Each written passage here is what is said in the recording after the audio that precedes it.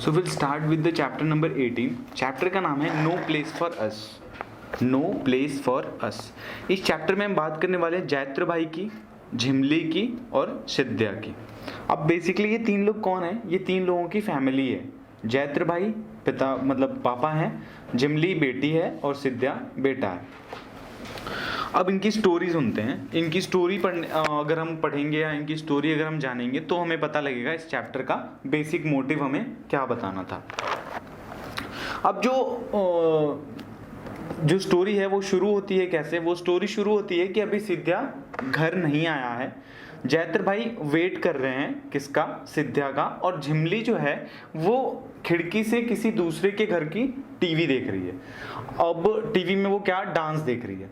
अब जो झिमली है उसे तो टीवी देखना पसंद है, पर जैत्र भाई को टीवी देखना नहीं पसंद है, तो वो दरवाजे पर बैठ के सिद्ध्या का वेट कर रहे हैं। सिद्ध्या क्या करता है? सिद्ध्या छोटे मोटे काम किया करता है। बेसिकली जैत्र भाई जो थे वो अपने गाँव खेड़ी से मुंबई आए हुए हैं और मुंबई में ही रहते हैं, झुग्गी में, और मतलब टीन शेड में, और अपना काम करते हैं और अपनी अर्निंग्स लेके आते हैं और बेसिकली अपने बच्चों की पढ़ाई वगैरह के लिए। जो जैत्र भाई हैं वो क्या काम करते हैं? वो काम करते हैं कि जो मछलियों को पकड़ने वाले जो आप देखा होगा जो नेट होता है मछलियों को पकड़ने वाला, वो अगर खराब हो जाता है तो उसको बनाने का, उसको रिपेयर करने का काम करते हैं जैत्र भाई। जो सिद्ध्या है वो क्या करता है? सिद्ध्या भी जो फिश फैक्ट्री है उसमें काम करता है। सुबह से लेकर शाम तक वो क्या करता है? जितनी भी छोटी बड़ी मछलियां आती हैं उनको साफ करने का काम करता है सिद्ध्या। और जो चिमली है वो तो अभी काफी छोटी है, तो अभी सिद्ध्या आया नहीं है। फिर जैत्र भाई जो हैं वो अपने पुराने दिनों को याद करने लगते हैं। पुराने दिनों को याद करने का क्या मतलब है? जैत्र भाई याद करते हैं अपने गांव को, खेड़ी को। खेड़ी गांव में जैत्र भाई का जन्म हुआ था। और जैत्र भाई जो हैं वो अपनी पूरी गांव की लाइफस्टाइल बताते हैं कि वो कैसे वो लोग बहुत मतलब एक गांव था पूरा, बट वो एक्चुअली एक फैमिली थी। वहाँ सारे लोग बहुत मिलजुल के रहते थे। वो कहते हैं कि गांव में शांति थी पर साइलेंस नहीं था। साइलेंस क्यों नहीं था? मतलब ऐसा था कि शांति तो थी बट ना ऐसा कि जैसे चिड़ियों की चहचहाहट है, नदी की आवाज़ है, बहुत सारे तरह तरह के जानवरों की आवाज़ है, लोग बांसुरी बजा रहे हैं, लोग म्यूज़िक बजा रहे हैं, लोग डांस कर रहे हैं। तो एक पूरा गांव एक फैमिली की तरीके से रहता था और पूरे गांव में बहुत ज़्यादा यूनिटी थी। अगर किसी को कोई प्रॉब्लम हो, कुछ किसी के साथ सही हो तो सब लोग सेलिब्रेट करते थे साथ में।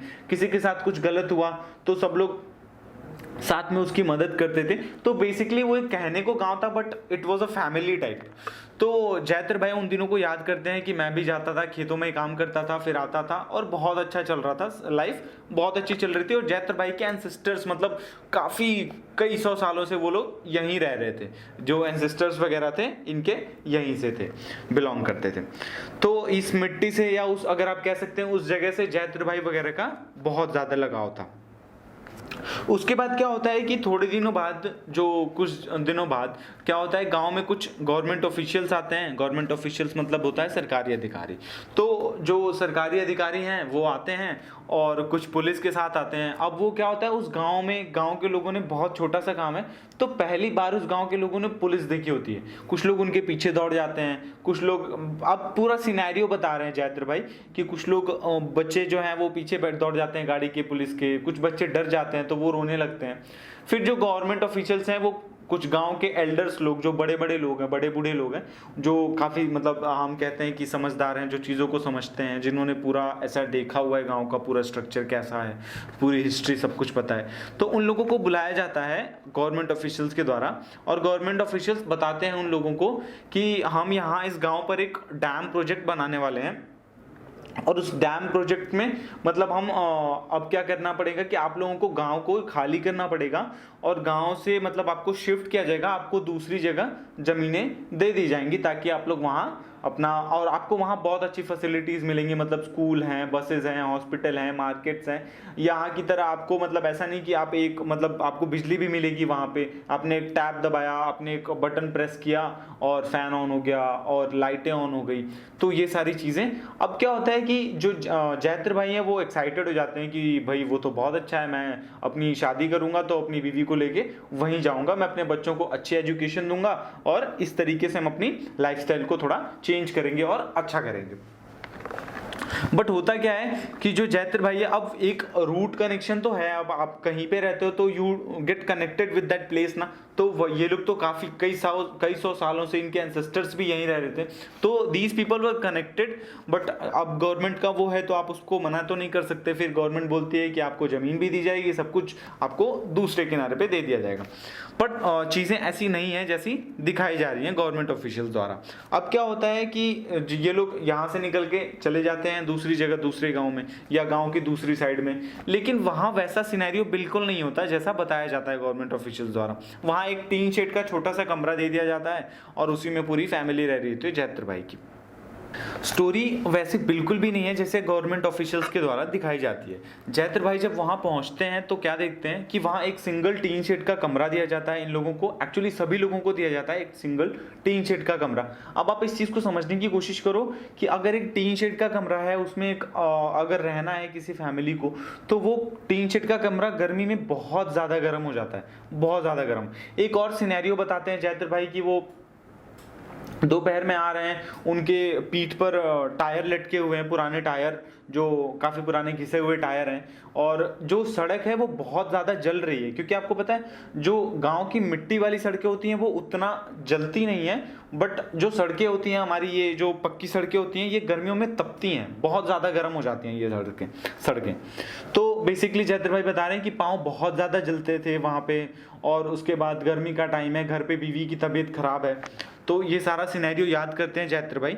फिर उसके बाद ये क्या कहते हैं कि वहां से ये लोग शिफ्ट करते हैं मुंबई, अपने कुछ रिलेटिव्स के कांटेक्ट में आके। कुछ रिलेटिव्स इनको बोलते हैं कि आप भाई मुंबई में आ जाओ और थोड़ा बहुत मतलब आप यहाँ पे काम कर सकते हो और कुछ अर्न कर सकते हो, अपना लिवलीहुड थोड़ा सा बेटर कर सकते हो।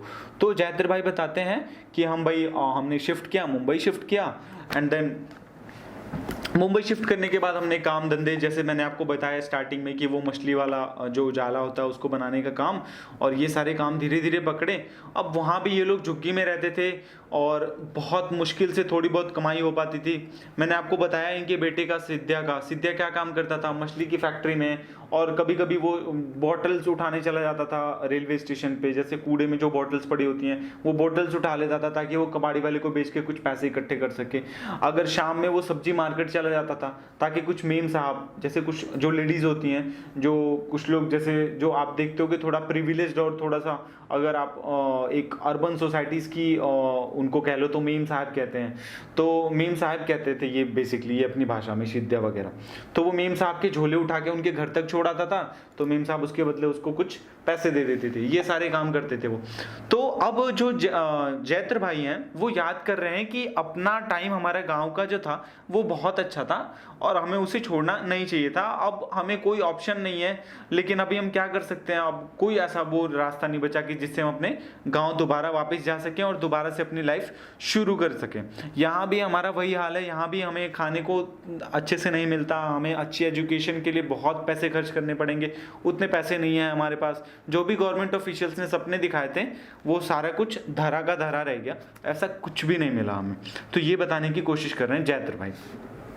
अब आपको इस चैप्टर से क्या सीखने को मिलता है या क्या कंक्लूजन निकाल सकते हो आप, क्या इससे ओवरकम आ रहा है आपका चैप्टर का, कि आपको सबसे बड़ी बात तो थोड़ा बहुत आपको ये खुद से देखिए कि ऐसी कौन कौन सी सिचुएशंस हैं जिनमें जो लोअर क्लास लोग हैं उनको एक जगह से दूसरी जगह शिफ्ट करना पड़ता है, और वो बहुत सारी प्रॉब्लम होती है उनको फेस करनी पड़ती है। उनको अच्छा एजुकेशन सिस्टम की मार झेलनी पड़ती है, नहीं मिलता उनको अच्छा एजुकेशन सिस्टम, उनको अच्छा खाने को नहीं मिलता। तो बेसिकली ये सारी चीज़ें हैं जो एक लोअर क्लास को फेस करनी पड़ती हैं। कोई डैम बन गया, कोई आपने मॉन्यूमेंट बना दिया, कोई आपने मॉल बना दिया, तो वहां से झुग्गियों में जो रह रहे हैं गरीब लोग उनको शिफ्ट कराया जाता है, उनको बोला जाता है भैया आप शिफ्ट करो। अगर सड़कें बन रही हैं, हाईवे बन रहा है, तो वहां से गरीबों को शिफ्ट कराया जाता है कि भैया आप शिफ्ट कर लो। तो बेसिकली ये सारी चीज़ें हैं जिनमें प्रॉब्लम्स फेस करनी पड़ती हैं लोअर मिडिल क्लास आदमी को, और आप भी कुछ ऐसी चीज़ें ढूंढने की कोशिश करें, आप भी ज़रूर कोशिश करें कुछ ऐसी चीज़ें निकाल कर लाने की कि जिसमें जो लोअर क्लास है उसको चीज़ें फेस करनी पड़ती हैं। Thank you so much.